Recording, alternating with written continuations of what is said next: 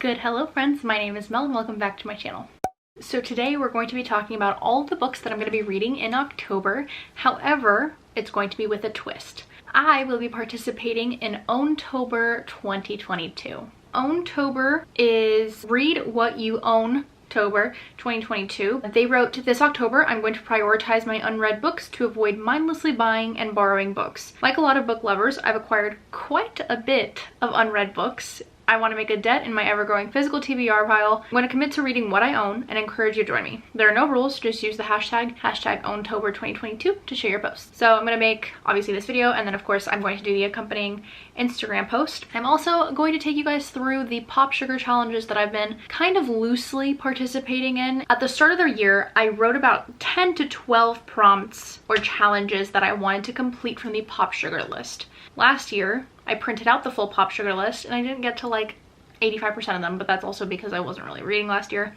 So I wanted to kind of be a little bit more realistic this year and create a 2022 books to read, as well as some challenges that I would like to follow to just see what I can do, what can apply where, and go from there. First, let's get into the books for October. The first book on that list, which consequently I'm almost done with, is The Map That Leads to You by J.P. Monninger. When I picked out this book, I actually tried to follow the prompts for the scavenger hunt video, if you will, where there's like 10 questions and one book leads you to another, to another, to another, to another. This book I ended up picking because of the word to. I did not have very many titles with certain words where you're supposed to like flip, stop. Let's say the word is last. I don't have very many books with the word last in, so to was the book. This is all about our individual main character, Heather. She goes on this train to Amsterdam after her college graduation with her friends. They're exploring Europe and she happens to meet Jack, who ends up being a very important person in her life, is how we're gonna put it. They end up traveling all throughout the world together, all throughout Europe together, and when questions of coming back to the States come up, things start to get a little messy. So I've actually enjoyed this book quite a bit. I'm about 30 pages away from finishing it, so I won't spoil how I feel about the book now, but it's been a pretty fun read, and honestly, I flew through this. So the next book I'll be reading is In Cold Blood by Truman Capote. This is a book that I've had for probably like 3 or 4 years at this point. It's one of those American classics that I definitely want to read and get through. This, however, kind of darker side of things. This follows a family that was murdered in 1959. And it says that Truman Capote reconstructs the murder and the investigation that led to the capture, trial, and execution of the killers, and it generates both mesmerizing suspense and astonishing empathy. I think this will be great for October. Definitely on the darker side. Tons of trigger warnings for this guy, but I do think it's kind of perfect for October. So I'm going from a romance book to deep dark murder book, but you know what? I feel mentally okay enough to have this as a part of the TBR for this month, so I'm excited. I'm actually looking forward to how intense this is going to be. Now to kind of keep things light, I'm going to be switching back and forth, so I'll be reading People You Meet on Vacation by Emily Henry. In California, it is still extremely hot. It's 80 degrees right now on October 3rd, so I feel like a book about vacation isn't a bad idea at all. This book is about Poppy and Alex, who have nothing in common, and every summer for a decade they've taken a vacation together. Something goes wrong one year, and she convinces him to take one more vacation. Now they've got a week to fix everything, so we'll see. This book is called The Perfect Getaway by Jodi Picoult, so I think it'll be a good breather between In Cold Blood and the next book on my TBR, which is The Guest List by Lucy Foley. I don't really remember buying this, if I'm gonna be 100% honest. I feel like this is one of those books that I got.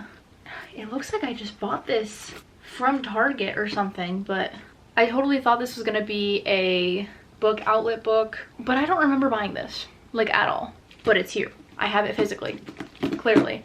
It wasn't gifted to me for sure, so this is all about the wedding of the year, but someone won't survive it, so it's giving me Murder on the Orient Express vibes. Yeah, I don't know, it's just supposed to be one of those things where somebody dies at this wedding, a party happening, you'd kill to be on this guest list. I don't know.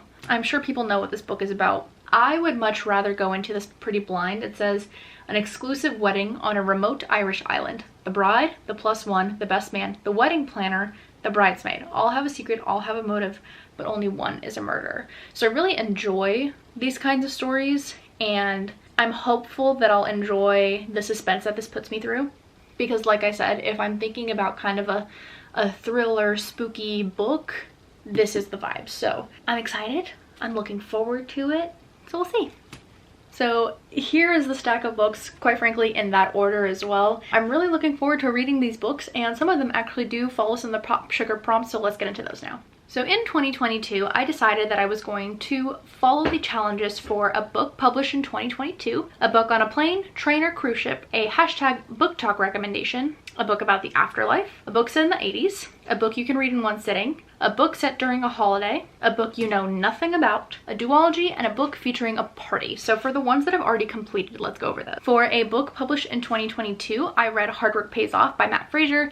This is a biography slash motivational book slash follow along on your own journey kind of book for the 5-time fittest man on earth who's a CrossFit athlete. As you guys know, I'm big on CrossFit. Obviously, I wanted to read what the fittest man has to say. I read that earlier this year. For a book set on a plane, train, or cruise ship, there are 2 that can work for this. I read Love Lists and Fancy Ships via audiobook, which I had so much fun reading, and One Last Stop by Casey McQuiston also counts because the majority of the story does happen on a subway train. For the next prompt, a book talk recommendation. I feel like this one was kind of obvious. It Ends With Us by Colleen Hoover. I read it. I enjoyed it. Was it a hot mess? Yes. The next is a book about the afterlife. I feel like this one is a stretch with One Last Stop. I don't know. That's not exact. I'm not considering it done, but it's something that I'm just putting there for now. The next prompt is a book set in the 80s, which for that one I read Tomorrow and Tomorrow Tomorrow, which you guys know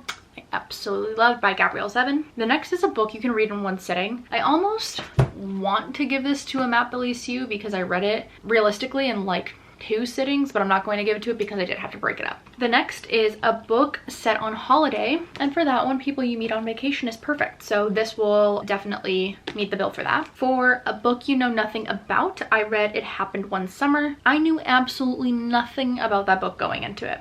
Did I enjoy it? Yup. The next is a duology. That one, I feel like I have read it, and I think it is It Happened One Summer because I read the sequel to it by Tessa Bailey, but I want to kind of see if I can do like 2 back-to-back books in a duology before considering this one complete, but technically it is complete. I just don't want to double up too much. And for the last prompt, a book featuring a party, a guest list, because a wedding is in fact a party. So that's it. That is it for my own October TBR as well as my Pop Sugar recap for the year so far. I'm really excited to see myself cross off all of the lists on my Pop Sugar challenges because I do think I'll be able to finish all of them. And if I do finish all of them by like the end of October, early November, then I would absolutely love to add some more challenges. So if there are any of the Pop Sugar challenges that you guys think that I should add, please let me know, obviously before the end of the year. And let me know what books you'll be reading this October. I'm super excited to get into the spooky months. I just wish the California weather would agree to it instead of still being a bajillion degrees outside, but alas, here we are. I hope you guys enjoyed this video. If you did, please make sure to leave a like, comment, and subscribe. And until then, I'll catch you soon.